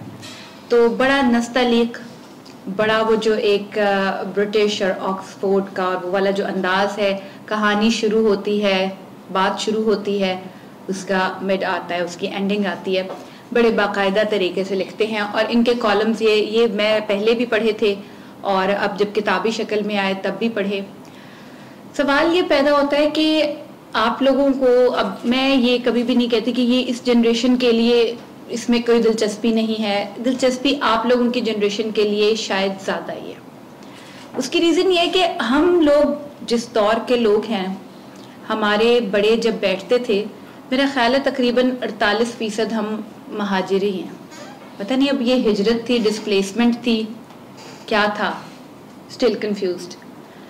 تو وہ بڑے بیٹھ کے قصے جب کرتے تھے، ہم لوگ پاس ہی پھر رہے ہوتے تھے، تو ذکر جو تھا وہ کبھی ان جگہوں کا نہیں ہوتا تھا جہاں پہ وہ رہ رہے ہوتے تھے، ذکر وہیں کا ہوتا تھا جہاں سے وہ آئے تھے۔ 800 سال سمجھ لیجئے کہ جو یہاں پہ اس وقت ہمارے پاس لوگ موجود ہیں، جن کے بارے میں یہ نیکسٹ ان کی 3rd کتاب بھی آئے گی، جو یہاں آئے تقسیم کے بعد 800 سال سے وہ وہاں بیٹھے ہوئے تھے۔ ہم شہاب الدین غوری کے دور سے ہی کہتے ہیں نا کہ اس دور سے وہاں پہ سیٹلمنٹ ہوئی تھی، اس سے بھی پہلے سے بیٹھے ہوں گے، اور یہاں سے جو گئے وہ تو پتہ نہیں کب سے بیٹھے تھے، اور ایسے گئے کہ کچھ خطوں میں تو کہیں نام و نشان ملتا ہی نہیں۔ جو ایک شاہد صاحب نے بات کہی اور قاسمی صاحب نے بھی کہی کہ جب ہم ایک پنجابی ہندو کا تصور کرتے ہیں تو ہم سے تصور کیا نہیں جاتا، کیونکہ پنجابی تو یا تو سکھ ہوتا ہے تو یا پھر ہم ہوتے ہیں، تو بلے بلے ہوتی ہے، تو شاوا شاوا ہوتی ہے، یہ ہندو کہاں سے آ گیا پنجابی؟ اور پھر جب ہم شالمی کا ذکر سنتے ہیں، ہم پنڈی کا ذکر سنتے ہیں، ہم بیرا کا، چکوال کا، پوٹوہار کے ان دیہاتوں کا اور وہاں کا، اور پتہ چلتا ہے کہ جی یہاں پہ تو بھون میں تو مہابھارت لڑی گئی تھی، تو وہ پھر کنہوں نے لڑی تھی؟ سکھوں اور مسلمانوں کے درمیان ہوا تھا کوئی معاملہ، لیکن ایسا نہیں تھا۔ یہ ایک پوری ایک یہاں پہ ایک تہذیب تھی پنجابی ہندو کی جو غائب ہو گئی۔ اس بات کا احساس مجھے اس وقت ہوا جب امرتا پریتم کا ناول پنجر، اس پہ میں نے ایک ڈرامہ لکھا گگی کے نام سے، گگی اپنی گگی فاختہ۔ تو جب وہ میں نے لکھا تو مجھے اس کے کیریکٹر بنانے تھے جو گجرانوالہ میں رہتے تھے، اور وہ پنجابی ہندو تھے، شاہوکار تھے۔ میں وہ شاہوکار کی زبان اور میں وہ شاہوکار کا لباس بالکل بھی ویژولائز ہی نہ کر پائی، اور وقت کتنا گزرا تھا، صرف 70 برس، تاریخ کی ایک لائن میں بھی نہیں آتے، اور میں سوچتی رہ گئی کہ میں کیا لکھوں، کیسے ہوتے تھے، کیا پہنتے تھے۔ ہمارے ذہن میں تو ہندو آتا ہے تلک لگائے ہوئے، وہ ساڑی باندھے ہوئے ساؤتھ انڈین، اور اس نے تو بالکل زیور کیا پہنتے تھے، کپڑا کیا پہنتے تھے، زبان کیا بولتے تھے۔ اور جب اس کو بنانے کا وقت آیا بہت ارخ ریزی کی گئی، لیکن جگہ جگہ ہاتھ سے ہمارے چھوٹ جاتے تھے وہ کیریکٹر۔ کہیں پہ اسما عباس ساڑی باندھ کے آ جایا کرتی تھیں، اور وہ ساڑی ایک دم بنگالی اور ہو جایا کرتی تھی ساؤتھ انڈین، اور ہم ایک پنجابی ساہوکار نہیں بنا پائے. ہمیں نہیں پتا, کیونکہ جس گاؤں کی کہانی تھی وہاں تمام یہ لفظ استعمال کیا جاتا تھا کہ صاف کر دیے گئے. سب کہاں گئے ہمیں نہیں پتا. تو اسی طرح کے کچھ خطے وہاں بھی ہیں جہاں پہ بہت سارے ایسے لوگ تھے. جب انڈین فلموں میں ہالی ووڈ کی بالی ووڈ ہی کہوں گی, بالی ووڈ زیادہ اچھا لگتا ہے مجھے بنسبت انڈین فلمز کے, وہاں جب مسلمان کا تصور دیا جاتا ہے اور پاکستانی کا, تو وہ آنکھوں میں میری طرح سرما لگا لیتا ہے, ہاشمی سرما, اور وہ چوخانہ رومال کندھے پہ ڈال لیتا ہے, اور وہ عید مبارک پھپھی جان, ہم نے بھی تو اپنی پھپھی جان کو بھائی کبھی عید مبارک نہیں کہی. تو وہ یہ تو بات, مطلب جب بھی میرا ان لوگوں سے ملنا ہوتا ہے میں کہتی ہوں یہ میں نے نہیں دیکھا ایسا کوئی, اور اسپیشلی لڑکے عید کے دن آ کے کسی پھپھی جان کو عید مبارک نہیں کہتے. تو لیکن بہرحال اب جیسے ہمارے پاس سے تہذیب کھو گئی, ان کے پاس سے بھی کھو گئی. ذکر ہوا ان ٹرینوں کا جو کٹ گئی, ذکر ہوا ان قافلوں کا جو لٹ گئے. کچھ ایسے لوگ بھی تھے جو بہت بڑے بڑے گھروں میں رہتے تھے اور پورے خاندان یہاں سے چلے گئے, مگر نقصان ان کا بھی ہوا, بہت آرٹسٹک نقصان ہوا, بہت پوئٹک تکلیف پہنچی کہ گھر یہاں رہ گئے جن کی چوکھٹوں پہ, جن کے دروازوں پہ ان کے ہاتھوں کے نشان کندہ تھے. ایک میری دوست ہوا کرتی تھیں جو بتاتی تھیں کہ پرانے دور میں انڈیا میں جب آسام وغیرہ اس ایریا میں, بہار میں, جب دلہن, ہندو دلہن جب جایا کرتی تھی تو وہ لاکھ میں اپنا ہاتھ کر کے اور وہ نشان پٹ پہ لگا جایا کرتی تھی. تو پتہ نہیں کتنے کھڑکیوں کے پٹ ہوں گے جن پہ وہ دلہنوں کے ہاتھوں کے نشان ہوں گے, وہ کہاں گئیں. تو یہ کتاب پڑھتے ہوئے مجھے, یہ وہ لوگ ہیں جو بچ گئے, بہت سارے آرٹسٹ تھے جو مارے گئے, بہت سارے گلزار تھے جو ختم ہو گئے اسی منظر نامے میں, بہت سارے دیو آنند تھے جو پہنچ نہیں پائے, کہیں بیچ میں ہی ٹرین رکی اور کبھی چل نہ پائی. تو ان لوگوں کا نوحہ تو ہم نے لکھا, لیکن بچ جانے والے بھی شاید مکمل نہیں بچے. جس طرح سے جامن کے درختوں میں آپ دیکھیں کہ 1 سال پھل دیتے ہیں, 1 سال پھل نہیں دیتے, تو ان میں ہم کٹ لگا دیتے ہیں, تو انہیں یہ محسوس ہوتا ہے کہ اب ہم ختم ہونے والے ہیں, تو وہ زیادہ پھول دیتے ہیں.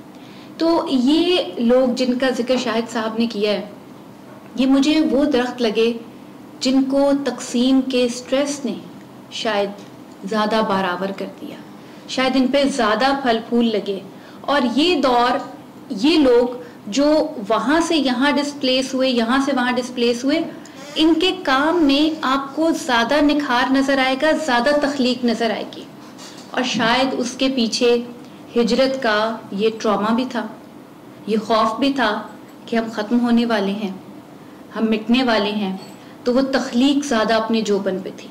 یہ لوگ جن کا انہوں نے ذکر کیا, یہ پورا ایک گروپ تھا, اور ایک جیسے ابھی قاسمی صاحب نے بھی ذکر کیا, لگ جا گلے کہ پھر یہ ہنسی رات ہو نہ ہو, تو اس میں تمام لوگ جب ہم دیکھتے ہیں تو وہ وہی لوگ ہیں جو ڈسپلیسڈ ہیں. تو وہ ایک گانا ہی آج ہم سب مل کے بھی کریٹ نہیں کر سکتے. تو ہجر کا دکھ تو بہت تھا جو کہ انہوں نے لکھا ہے, اور بڑی خوبصورتی سے بڑے شوگر کوٹڈ انداز میں لکھا ہے.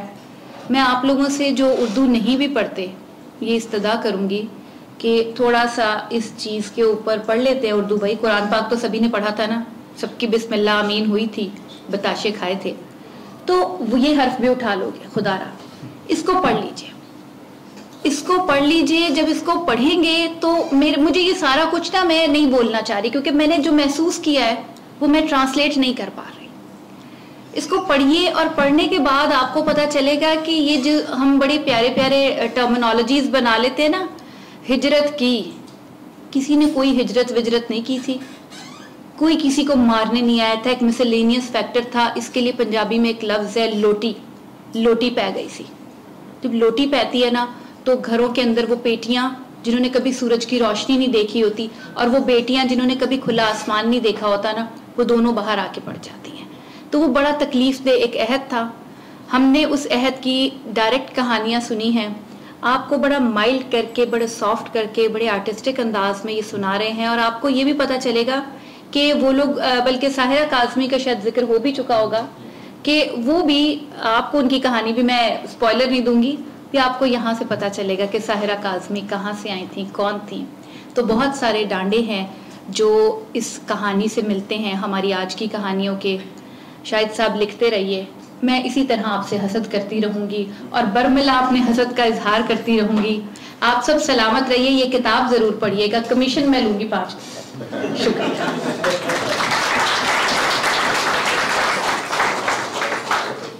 آپ میں سے کسی کا کوئی سوال ہو تو اگر پلیز پوچھ سکتے.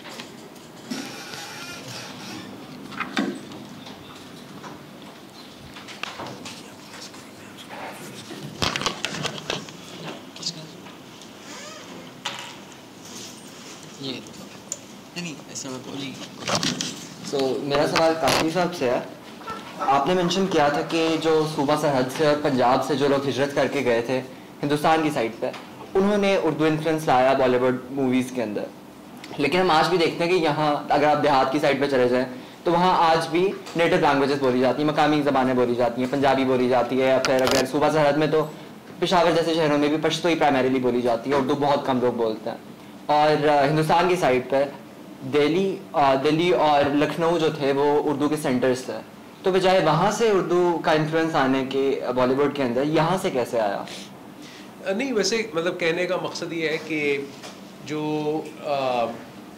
پورا ایک علمی ادبی فضا تھی نا تھیٹر کی, چاہے پارسی تھیٹر ہے, اور خیر اس پہ تو آپ زیادہ بہتر گفتگو کریں گے, ظاہر ہے کہ وہ اس میں اردو زبان رچی بسی تھی. اور وہی ظاہر ہے آگے چل کر جب وہی لوگ زیادہ تر فلم انڈسٹری سے چونکہ وابستہ ہوئے تو ایک وہ بھی ہے. میں تو صرف کہہ رہا ہوں کہ یہ جو لوگ یہاں سے گئے وہ پوسٹ پارٹیشن جو انڈین سنیما ہے اس میں بہرحال ان کا کنٹریبیوشن بہت بڑا تھا. تو وہ زیادہ ہمیں نظر آتا ہے. مطلب کہ کہنے کا مقصد ہے کہ اردو اس سے پہلے بھی فلم انڈسٹری میں تھی, بمبے کی فلم انڈسٹری میں بھی تھی. جی یہ بڑا اچھا سوال آپ نے کیا, لیکن 2 چیزیں سمجھنے والی ہیں. آپ تھوڑا سا کنفیوز ہو رہے ہوں گے کہ پنجاب اور سرحد یہ 2 مختلف ہیں. وہ زمانہ تھا رنجیت سنگھ کا جب Peshawar was part of Punjab اور وہ کابل تک پنجاب تھا, نمبر 1. نمبر 2, اردو کی جب بات کرتے ہیں تو سب سے زیادہ کنٹریبیوشن جو ہے وہ پنجاب کا ہے. ٹھیک ہے, ایک کتاب ہے محمود شیرانی صاحب کی پنجاب میں اردو, جو پورے ریسرچ بیسڈ بک ہے کہ اچھا اب دیکھیں کہ بڑے بڑے لوگ کون سے ہیں. اقبال ہے جس نے انرچ کیا اردو کو, سب سے زیادہ ٹرمینالوجی وہ پنجابی تھا. فیض صاحب کون, پنجابی. منٹو کون ہے, پنجابی ہے. تو یہ بڑی انٹرسٹنگ چیز ہے کہ پنجاب نے بلکہ اس حد تک چلے گئے اربنائز پنجابی کہ انہوں نے اپنی زبان کو ڈس اون کر دیا اور اس کی جگہ اردو کو لے کے آئے. سو اردو اور پنجاب کا بڑا ایک گہرا تعلق ہے. جب سرحد کہتے ہیں it was part of Punjab, تو یہ اینگل بھی آپ کے سامنے آنا چاہیے. جی میں بھی کچھ اس میں جی آپ یہ جو آپ نے کہا ہے کہ سرحد میں میری آواز تو جا رہی ہے, شکریہ, کہ سرحد میں پشاور میں بھی پشتو بولی جاتی ہے, وہ غلط ہے. دے اسپیک پشاوری, لیکن بیسکلی وہ ہندکو ہے, جو ہزارہ ہے اس میں بھی بولی جاتی ہے. تو آلریڈی یہاں تھوڑی سی آپ کی مجھے ذرا درستگی کی ضرورت تھی تو میں نے کر دی. اور دلیپ کمار کی زبان بھی وہ, حالانکہ وہ اپنے آپ کو پٹھان کہتا ہے, لیکن ہندکو تھی. جی جی میں بیٹا بس یہ ایڈ کرنا چاہ رہی تھی کہ جو انٹرٹینمنٹ کی زبان ہے وہ بہرحال اردو ہی ہے, چاہے اس کی ریزن یہ تھی کہ امانت کی اندر سبھا سے چلی تھی وہ زبان, یا اس کی ریزن وہ تھیٹر کی زبان تھی. جو آپ نے ذکر کیا ہے نا, یا میں پہلے نہیں آئی تھی, ہو سکتا ہے ذکر ہوا کہ دلی لکھنؤ وہ 5 اضلاع یو پی کے جہاں سے اردو کی ابتدا ہوئی تھی. ایک چیز ہوتی ہے زبان اور بولی, اور ایک ہوتا ہے زبان کا ادب. جو ادب ہے نا اس میں کنٹریبیوشن پنجاب کا اور ان ایریاز کا, جیسے کہ انہوں نے بتایا نا کہ پنجاب انگریز کے آنے سے پہلے یہ تمام ایریا پشاور وغیرہ یہ بھی پنجاب کا ہی حصہ تھا. تو لٹریچر میں کنٹریبیوشن ادھر سے بھی بہت ہے. تو یہ جو نارتھ انڈیا آپ کہہ لیجیے نا ذرا بڑے پرسپیکٹو میں اگر آج کی سرحدیں تھوڑی دیر کے لیے سسپینڈ کر کے دیکھیں تو کلچرل اس کے حساب سے دیکھیں تو وہ کہتے تھے نا uncle Sargam don't cross the cultural boundaries اخلاقی حدود مت پھیلاؤ. تو وہ اخلاقی حدود نہیں, میں دوسری والی تہذیبی حدود کہہ رہی ہوں. تو اس میں اگر آپ دیکھتے ہیں کلچر میں اپنے دیکھتے ہیں تو پھر یہ ایریا جو تھا یہاں سے لٹریچر بہت زیادہ پروڈیوس ہوا ہے اور اس کا امپیکٹ جو ہے وہ بہت زیادہ ہے. وہاں بولی پیدا ہوئی تھی تو اس کی جنم بھومی تھی, وہاں پہ روزمرہ وہاں کا تھا, لیکن لٹریچر اس طرف سے کیا ہے. اور اس وقت کی درمیان والی سرحد چونکہ نہیں تھی تو اس لیے ہم اس کو ایک بڑے پرسپیکٹو میں تھوڑا سا جی جی تھیوریٹیکلی یہ جو اردو ہے نا یہ آئی ہے پرتگالیوں اور وہ ساؤتھ میں آئے, نارتھ میں نہیں آئے. فرینچ آئے ہیں تو ساؤتھ میں آئے تو وہاں انگلش زبان نے جنم دیا اور اس میں کچھ ہندی کے الفاظ تھے, پھر کچھ پرتگالی کے تھے, کچھ فرینچ کے تھے. تو اس کے بعد یہ نارتھ میں بعد میں پہنچی, پہلے یہ ساؤتھ میں پیدا ہوا.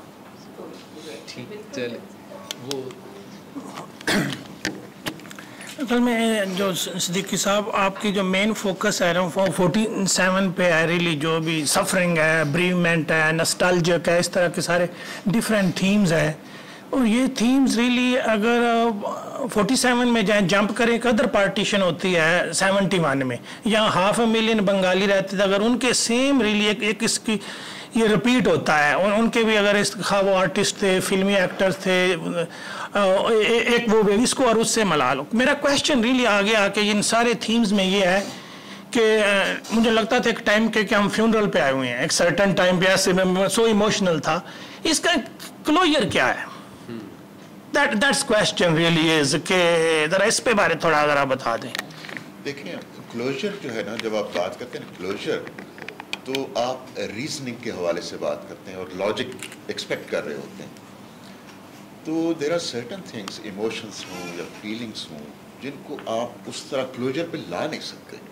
آپ لانا بھی چاہیں تو نہیں لا سکتے. میں بہت سارے ایسے فیملیز کو جانتا ہوں جو ادھر سے ادھر آئے اور وہ نانیاں دادیاں وہ آخر دم تک اپنے آپ کو سمجھتی رہیں کہ ان سڑکوں پہ ہیں اور وہ وہی باغ ہے اور وہی پارک ہے. تو یہ یہاں آ کے ایک ہیومن بینگ جو ہے نا وہ ایک سب کانشیس میں وہ اتنا بڑا ایک وہ ایکسپیرئنس تھا کہ اس کو آپ بیان نہیں کر سکتے, نہ اس کو آپ ڈائسیکٹ کر سکتے ہیں پوری طرح سے. تو کچھ چیزیں ایسی ہوتی ہیں جن کو آپ فیل کر سکتے ہیں لیکن you can not describe them fully, کیونکہ وہاں لاجک وہ ختم ہو جاتی ہے. آپ کتنا ہی وہ نا تھراپسٹ ان کو کہیں کہ جی بھول جائیں اس کو, صدمے کو بھول جائیں, ٹھیک ہے نا, یہ سب کہنے کی باتیں ہیں. کیونکہ آپ امیجن کریں کہ کتنا بڑا وہ تھا. اور اب تو یہ سہولت ہے ہمارے پاس, موبائل فونز کا رابطے ہو جاتے ہیں. اس وقت تو کچھ بھی نہیں تھا نا, آپ نے اپنا گھر چھوڑ دیا اور وہ جس طرح گلزار صاحب آئے اپنا دینا میں, ہی واز سو ایموشنل. اور انہوں نے کہا کہ میں تو یہ وہ ہے کہ جس کا کلوجر شاید اس طرح کا نہ ہو سکتا ہے یہ جنریشن جب ختم ہو جائے تو ایک بس فائنل میں مثلا سنیل دت کا میں ایک واقعہ سناؤں کہ وہ اپنے کمرے میں تھا تو رات بہت بیت چکی تھی تو دروازہ کھلا اور اس کا بیٹا آیا. بیٹا کیا ہے, کون سا؟ سنجے دت. تو سنجے دت نے کہا کہ آپ کیوں جاگ رہے ہیں ابھی تک؟ تو رات ہو چکی تھی. تو سنیل دت نے کہا مینو کار یاد آ رہے ہیں. تو سنجے دت کہتا ہے آپ اپنے گھر میں بیٹھے ہوئے ہیں؟ کہتا ہے نہیں, مینو وہ کار یاد آ رہے ہیں, تو نہیں سمجھے گا اس گل. سو آئی تھنک کہ کچھ چیزیں ایسی ہوتی ہیں جو ریزن سے شاید سمجھ نہیں آئیں گی. اور کلوجر شاید یہ ہے کہ جب جنریشن وہ ختم ہو جائے گی تو شاید کلوجر آ جائے گا ایک نیچرل. ادروائز تو ایک وہ ہے. اور بالکل 71 کا بھی جو آپ نے ذکر کیا وہ ایک اور اس طرح کا ہے, اور اس پہ بھی بڑے اچھا لٹریچر لکھا گیا. میرا خیال ہے کہ نیاز فاطمہ سم تھنگ انگلش کا وہ ہے, ڈیوائیڈڈ لیگیسی شاید یہ نام تھا, تو جس میں انہوں نے ان ناولز کا ذکر کیا ہے جو اس پہ لکھے گئے.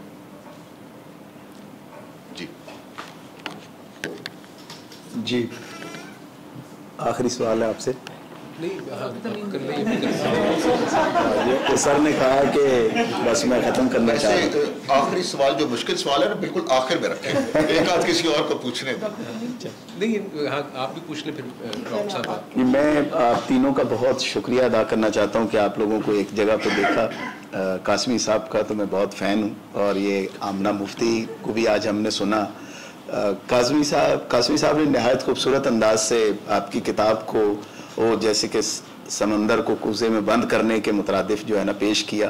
میڈم نے بہت خوبصورت انداز سے ایک موتیوں کی مالا تیار کی اور آپ کے گلے میں پہنائی, لیکن جو آپ نے دل فریب انداز سے وہ پرندوں کی گلی اور وہ سڑک کا انداز بیان کیا, یعنی بہت ہی اچھا لگا. آپ تینوں کی گفتگو کو اس انداز میں سنا کہ ہم واقعی آج ہجرت کرنے والے اس پیریڈ کے درمیان سے گزر رہے ہیں. وہ ایک سین آپ لوگوں نے اس طرح کا کریٹ کیا, اور جو میڈم نے کہا کہ آپ اب شاید جو ہے آسمان در آسمان سے آگے بھی سوچ رہے ہیں کہ اب شاید وہاں سے آنے والوں کے بارے میں, تو میرا نہیں خیال آپ نصرت فتح علی خان کو بھولیں گے, وہ بھی وہیں سے آئے. میڈم ملکہ ترنم نور جہان, ان کو بھی آپ یاد رکھیں گے تو ان کا بھی ذکر خیر آئے گا. تو آپ کا بہت شکریہ, آپ تشریف لائے, اور آپ نے ایک دفعہ پھر جو ہے جی 2006 میں جانے کے بعد یہ ثابت کیا کہ آپ یہیں پہ موجود ہیں. بہت شکریہ. شکریہ ادا کریں آمنہ کا جس نے سارا ایڈورٹائز کیا. بڑی مہربانی سر آپ سب کا.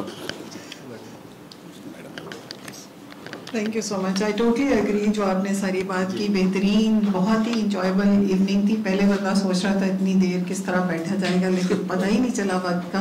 اور بہت شکریہ. میں آئی ایم ریئلی امپریسڈ کہ یہ فل ٹو اٹس کیپیسٹی, اور یہ مجھے تو بڑا ہی لگا کہ قاسمی صاحب نے کوئی خاص جادو کیا. ہم نے کلاس بھی کوئی آف نہیں کرائی ہوئی, یہ لوگ نہیں وہ جبرن نہیں ہے یہ. اور بہت سے لوگ میں دیکھ رہا ہوں جو باہر سے آئے, اور تھینکس ایوری بڈی. جی سچ پوچھیں تو میں نے بھی سوچا ہے کہیں سی پی وغیرہ کے چکر کے لیے کیا تو میں 2-3 دفعہ ایک کورس بن رہی ہوں کہ what's going on.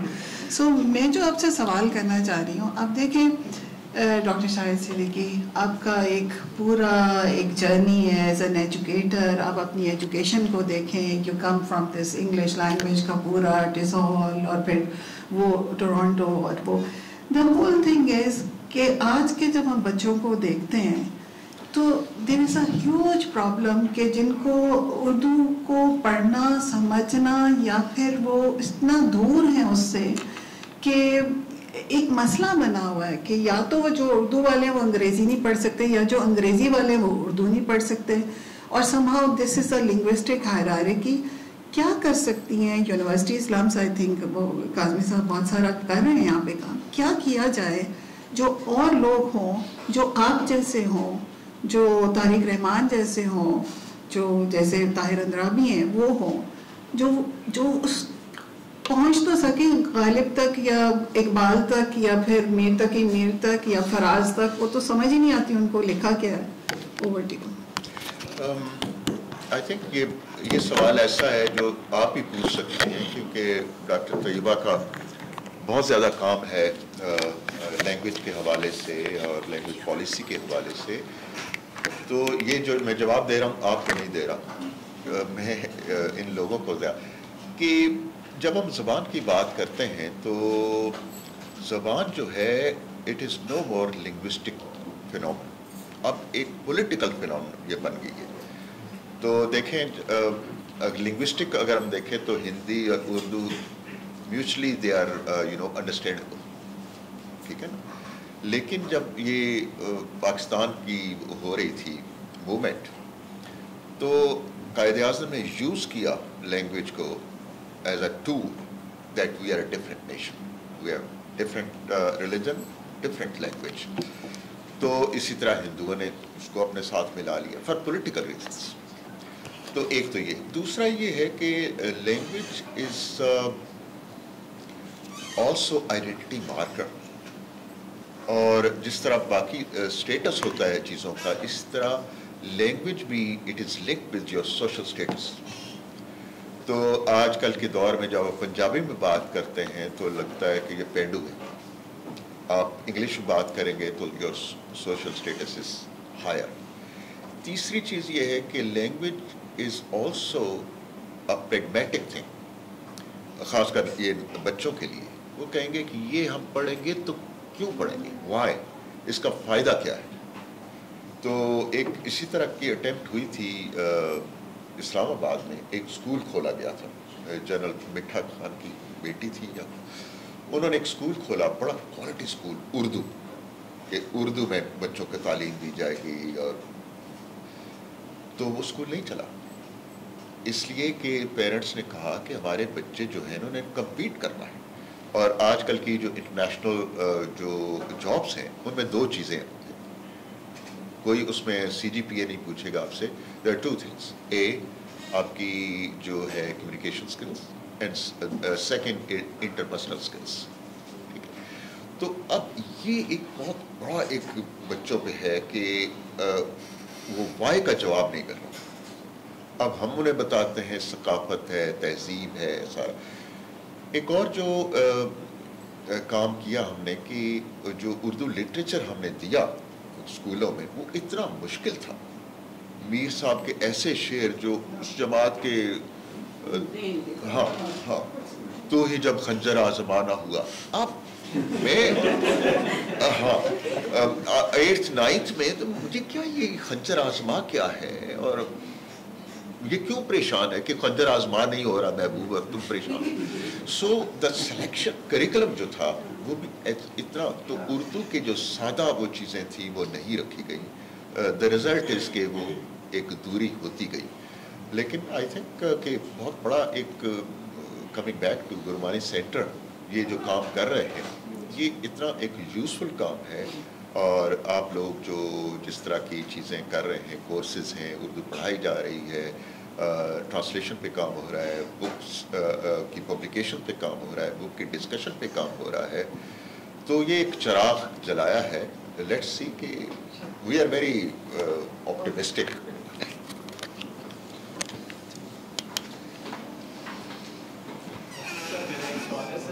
Ji ji ji sir, जब हम बात करते हैं 1947 की, तो वहाँ हमें एक जगह मिलता है कि उर्दू हिंदी तनाज़ा एक बड़ा इम्पोर्टेंट था, इवन जो पार्टीशन की मूवमेंट है उसके हवाले से।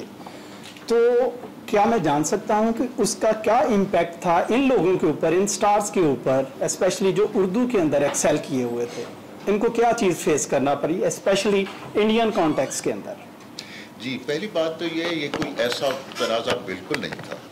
सिर्फ ये है मैंने आपको बताया कि हमने यूज़ किया इसको अपने केस को वो करने के लिए, स्ट्रेंथन करने के लिए। एक अगर इस पे फर्दर आपको चाहिए, डॉक्टर तारिक रहमान की बहुत अच्छी बुक है, वो आप ज़रूर पढ़ें, इसी मौजू पे है। दूसरा ये है कि ये जो लोग जिनका हमने जिक्र किया जब ये वहाँ गए तो ये वो ज़माना था कि अभी इतना ज़्यादा वो संस्कृत का या हिंदी का वो नहीं आया था। इन लोगों ने एक आम बोल चाल की ज़बान में गीत लिखे, ख़ासकर आनंद बख्शी में कोई बड़ा बोले। इसी तरह Sahir was a big thing. तो उन्होंने अपना लिटरेचर, वो सिर्फ नगमा निगार नहीं, वाज अ ग्रेट पोएट। उस ज़माने में तलखियाँ जब आई, छोटी सी किताब थी, वो न्यूज़पेपर प्रिंट हुई थी, लाहौर में प्रिंट हुई, it became a very famous poet. उसने उस सतह पे जाके, लिटरेचर में जाके जब लिखा वो फिल्म के लिए, उसमें भी अपना एक मैसेज दिया कि ये जो सोशल इनजस्टिस है ये क्यों है।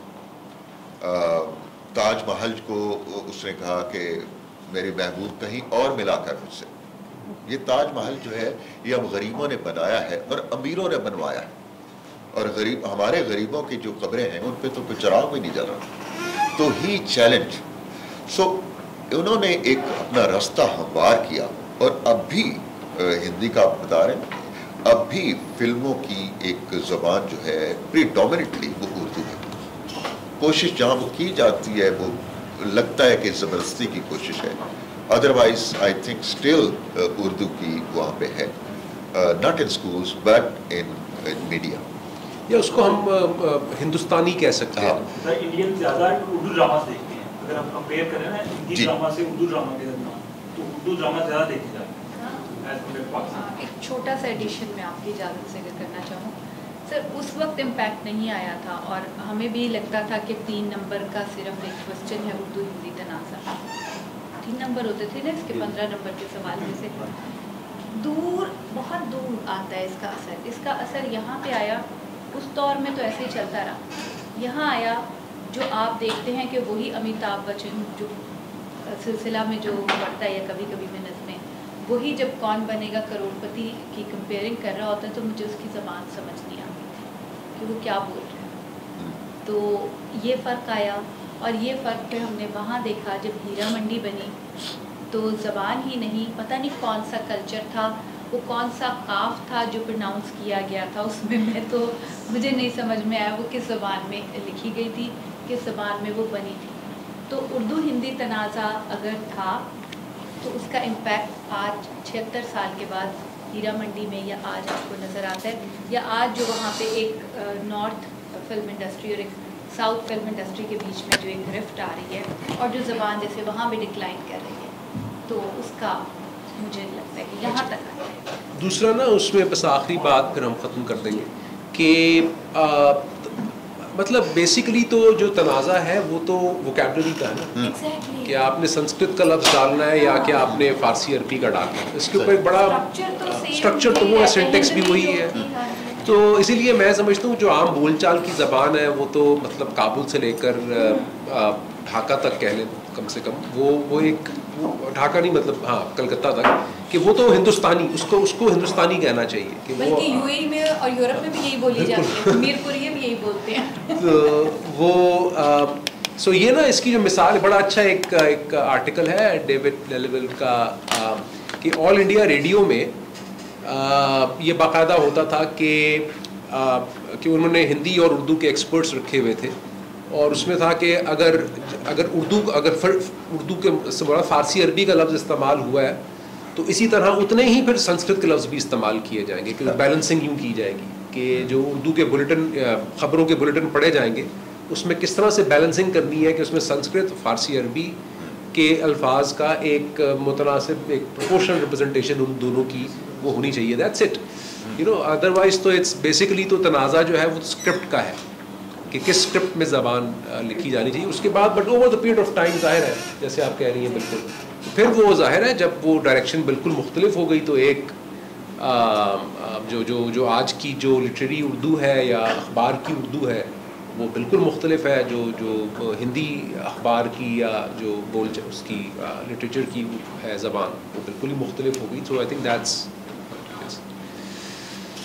جی. تو اسی کے ساتھ ہم اپنی آج کی نشست کا اختتام کرتے ہیں. آپ سب کی آمد کا بہت شکریہ, اور ہمارے مقررین کا بھی اس ادبی اور بصیرت افروز گفتگو کے لیے آپ کے لیے وائٹ چائے کا انتظام موجود ہے. اس کے ساتھ ہی آپ سب سے